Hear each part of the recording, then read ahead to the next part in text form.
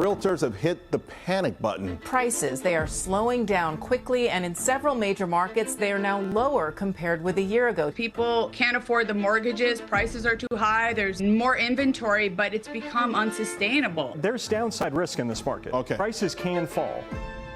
What's up, you guys? It's Graham here. So it finally happened. For the first time since the great financial crisis, the housing market has officially flipped, and sellers are beginning to panic. Like, as of now, there's an estimated 34% more homes for sale than there are offers. Sellers outnumber buyers by a record 500,000, which is the largest imbalance on record. Or I guess in other words, this is now the very beginning of a buyer's market where sellers are forced to negotiate down, homes are sitting on the market for longer, and in 61% of the US, prices are starting to drop quite dramatically depending on where you live. That's why we need to talk about exactly what's going on, which areas are seeing the biggest price reductions, or price improvements as realtors like to say, what analysts believe is most likely going to happen over the next year, and then finally what this means for you watching, because there could be some very good buying opportunities coming up very soon if you know what to look for. Although before we start, as usual, if you appreciate videos like this where we just cover the facts, it would mean the world to me if you hit the like button or subscribe.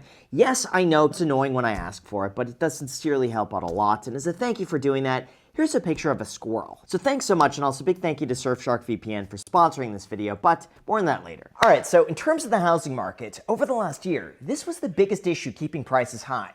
Frozen inventory. See, here's the thing. Up until recently, the housing market was pretty much at a standstill, with inventory and transaction volume falling to some of the lowest levels ever in history. Why? Well, if you bought a home between 2020 and 22, you were able to lock in a fixed-rate 30-year mortgage under 3%, or in some cases as low as 2.5%, meaning any lucky buyers are essentially just getting free money to go and buy a house when you account for inflation, and this pushed up home values to insane levels. However, like you would expect, this sort of free money eventually has to go away, and beginning in 2023, the Fed was forced to raise interest rates at the fastest pace in decades, which pushed mortgages past 7%, a level we hadn't seen, by the way, since before the 2008 crash. In fact, homes were so unaffordable that millions of buyers waited on the sidelines for a correction to happen. But home prices never went down. How is that possible? Well, at the same time that buyers waited on the sidelines, sellers pulled back too, and anyone with a 3% mortgage decided it wouldn't be worth it to sell, so they decided not to list their home and take it off the market, resulting in a term called golden handcuffs. Of course, regionally, some markets did begin to cool off, with places like Northport and Tampa seeing inventory surge 60 to 68% year over year, but other areas kept climbing, like New York City, Chicago, and Cleveland, with annual gains of 6 to 8% because they still had more demand than supply. But as we're starting to see throughout 2025, the bigger concern is beginning to be stagnation. See, here's the thing. Even though median home prices are still higher year over year, the pace at which they're increasing is beginning to slow down by a lot. For example, even though we saw 15 to 20% gains throughout 2021, today national home prices have only increased 3 to 4%, with spring price growth having slowed down for the 11th straight month. In fact, by March of this year, national home price gains were down to nearly zero, suggesting that buyers are now getting the upper hand. Although once you start to dig a little bit deeper, you'll begin to realize that this is what we're currently up against. One, we have higher mortgage rates. As of this week, the average 30-year fixed mortgage is hovering around 7%, which is double the interest rate that people were able to lock in a few years ago, and the highest sustained rates that we have seen in more than 20 years.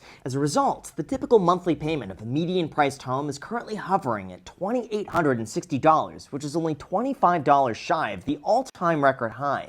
Now, two, we have declining demand. As of now, pending home sales are down about 1.7% from a year ago, meaning fewer homes are being sold. On top of that, about 14% of purchase agreements are getting canceled before closing, which is the highest cancellation rate since the pandemic crash of April 2020. In fact, a recent survey found that buyers are now less worried about bidding wars and more worried about their personal finance and job security. Not to mention, there isn't that urgency to want to close on a home as fast as possible because prices are no longer raising higher, and maybe the longer they wait, the better the deal they could get. And then finally, that brings us to 3, rising inventory.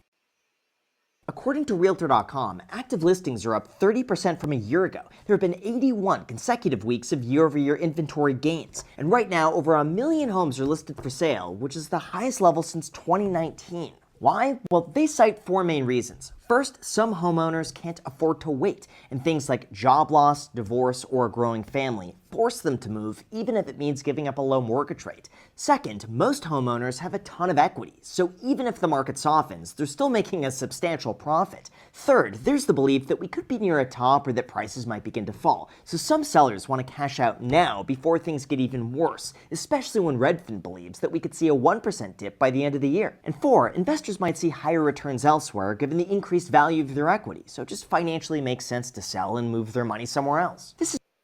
That's crazy because that's what I think is happening to me. It's wild. My house has definitely been on the freaking market for like 42 days. We got traction, but ain't nobody pulling that trigger, man. Like, come on, buy this thing so I can get up off of it.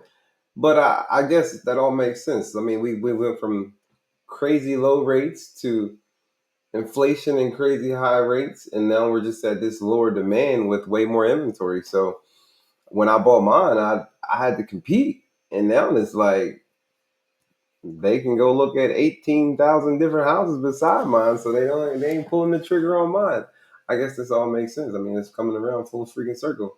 But what do y'all think, man? Do you think that the house market is actually going to drop soon? Like, you think it's going to crash? You think it's going to be what it is? I mean, I feel like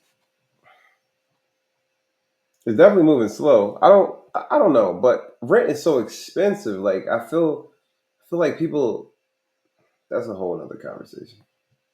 Because I feel like if you were I mean, I would go when I move. I would have to pay rent that's probably the same price as my mortgage, if not more. But I say that to say it's less of responsibility. It's more of a convenience. Well, for me, and it would be a closer commute to work, which is what makes my transition way more relevant to me. I'm wasting 3 hours to 4 hours in the freaking car per day just going to work. So to me, it would make more sense to just rent versus buying. But I don't know, man. I feel like the housing market is crazy. The car market is crazy. All of the freaking above is just, it's a wild scenario that we got going on right now.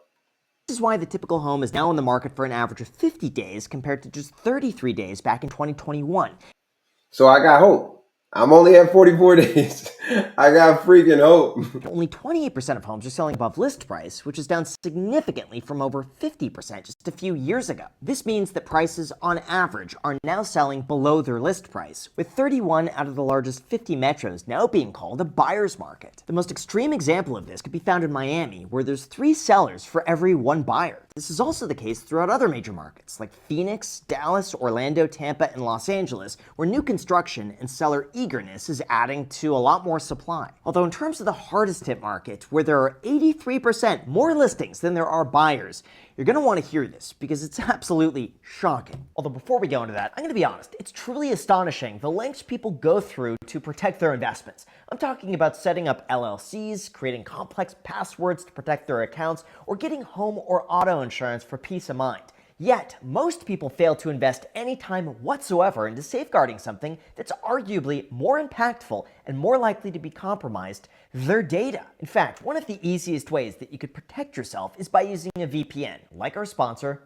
My boy's selling something. I don't want to hear that. All right, man. Let me know what y'all think in the comments. The full version of this video will be down in the description, man. What you think, man? Should I sell my house now, or should I just wait, keep thugging it out, keep making this commute, or you think I'm going to be waiting for a long time? As usual, man, be you, be true, let the universe do the rest. I appreciate y'all, man, for tapping in. Y'all have a good one.